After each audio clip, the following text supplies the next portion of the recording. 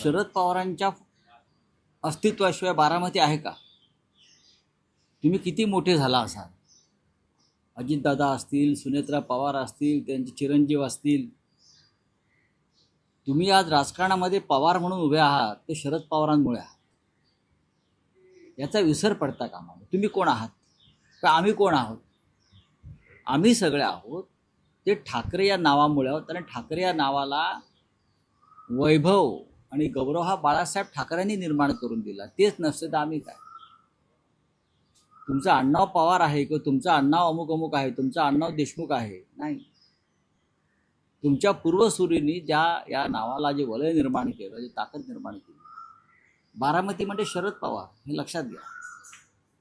आज तुम्हाला मोदी आणि शहांनी कोणालाही उभं केलं असेल, पण शरदराव पवार नसते किंवा पवारांनी बारामती उभी केली नसती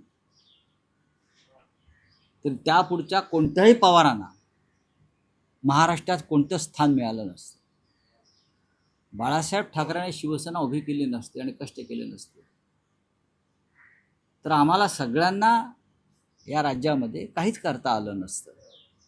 त्याच्यामुळे माणसानं किमान कृतज्ञता ही ठेवायलाच हवी राजकारणात. आणि शरद पवारांची पुन्हा आहे ना पाठीशी.